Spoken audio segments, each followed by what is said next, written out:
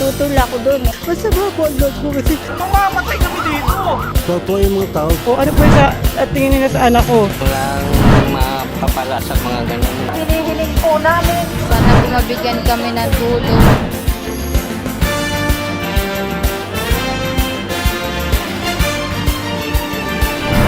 Ulitin ang mga sedula nyo!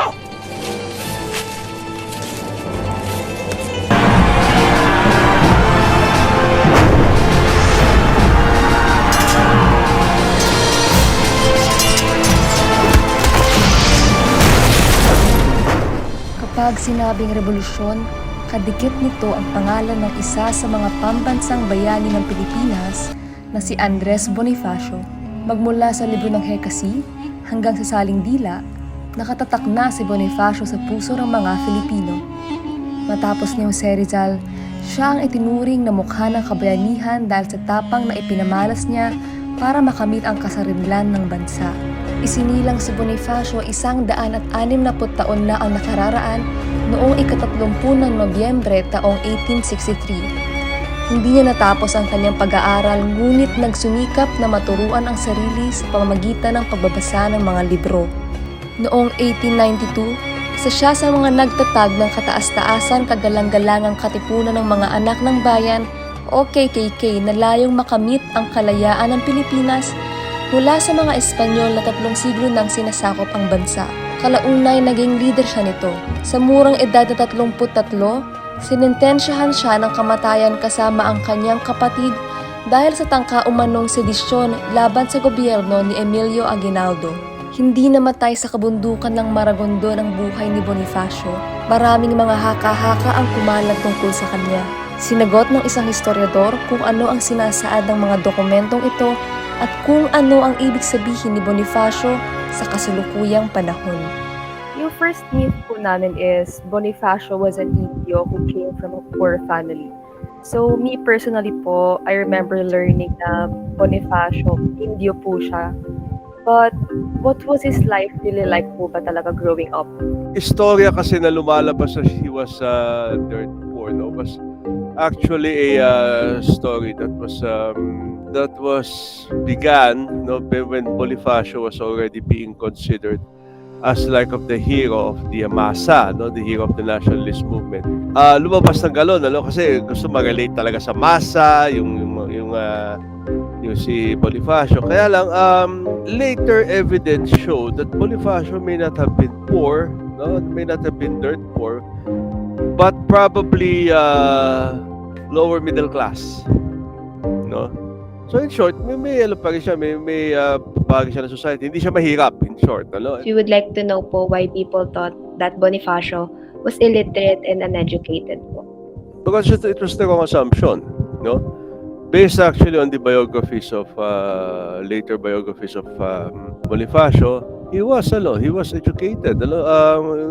He attended the elementary school that was owned by one of the I think it was one of the uncles of later Commonwealth President Sergio Osmeña, no, si Guillermo Osmeña, who put up a school in Tondo, no, and this was of course this is where Bonifacio attained his education. No, he may have been a graduate of the elementary level, no, but he wasn't uneducated.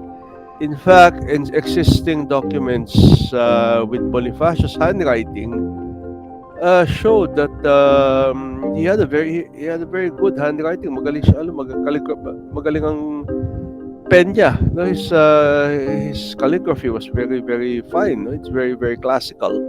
Bonifacio was emotional or impulsive po, as compared to his other contemporaries. Well, Bonifacio is that's true. Bonifacio is madaling magalit, no, and mainiti lang ulo. I mean that's normal for everyone who's for every male, no. Hindi naman necessarily porque mainiti lang ulo ay ibig sabihin ay tao dito violenting tao ka. Probably he was just showing his normal side. But there were of course some stories by his friends, no, that Bonifacio is very hot-headed, no? But he wasn't that violently hot-headed, no? Totoo po ba na bolo lang po yung ginamit ni Andres Bonifacio? I mean, kapag nakikita niyo po kasi mga paintings yung sa Katipunan, hawak-hawak lang niya bolo, yun lang po ba yung ginamit niya pong weapon sa pakikipaglaban throughout his life? Based on the oral account of Pio Valenzuela, no, one of the officials of the Katipunan, and of course Bonifacio's friend, the preferred weapon daw of Bonifacio was a revolver. You know, in fact, before he died, he was known to have possessed at least 2 revolvers, no? But unfortunately, they were lost, no? Because Valenzuela donated them to the National Museum. The idea of the polo, of course, was what that Bonifacio used cannot be denied, no? Because there were accounts of many Katipuleros used bladed weapons, no? But I think one of the popular monuments on Bonifacio in the Waling Caloocan, no, sa monumento, showed I think one of the early portrayals of Bonifacio carrying a gun, no? And of course carrying a gun and a bolo at the same time, no? Was Bonifacio arrested because he could not accept his loss in the elections during the Tejeros Convention? Bonifacio was arrested because he tried putting up another government aside from the one that was already elected by Aguinaldo, and of course by law, by any other law, no matter how much you look at it, what he was committing, of course, was sedition. According to Aguinaldo, when he first learned of the death sentence, he signed down a commutation order, no, a commutation order making Bonifacio and his brother Procopio to be exiled, no, to be exiled to a distant place, no, and be placed there under heavy guard. People have been doubting that there was a commutation order. There was a commutation order. In fact, I have a copy of the commutation order. No, so ang talong is if Aguinaldo did commute them, why were they killed? No. Later, during the American period, no, during an interview with Aguinaldo, no, Aguinaldo would later change his story and say that he had them actually killed because it was necessary to get rid of them because they were becoming a danger now to the revolution. So again, in answer to your question, there were 2 answers that Aguinaldo eventually made, no? But did he have anything to do with the death of the Bonifacio brothers? I believe that he did, no? But he did it out of necessity because he believed that having the 2 brothers live, no, they would eventually lead a counter-revolutionary movement against the Aguinaldo government, no, to the detriment, of course, of the entire spirit of the revolution.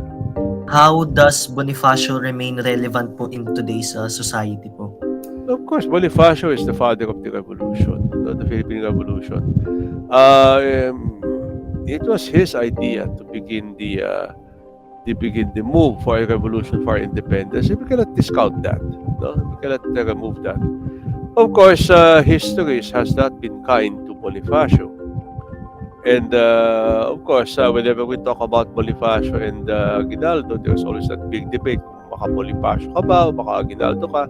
And that's one of the most stupid and ridiculous things that you can have with regards to historical discussion. No, because each and every person has their own personality. And Bonifacio had his popularity, in our Philippine history with regards to the revolution. And of course, you cannot remove the fact that Emilio Aguinaldo was the president of the First Republic. We cannot deny that, no? There has been, of course, an understanding that Bonifacio may have been the first president of the Republic. But personally, as a historian, I doubt that.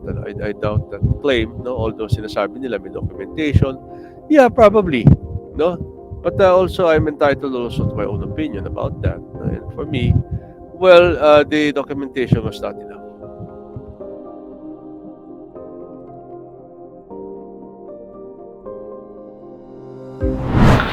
Marami po salamat sa panonood ninyo ng Dekalibre at magkita-kita po tayo sa susunod na linggo. Huwag niyo po kakalimutang mag-like at mag-follow sa ating Facebook page at i-share ang ating mga content at mag-subscribe na din sa ating YouTube channel. Muli, ako po si EJ Macababbad. Magandang araw po sa inyong lahat.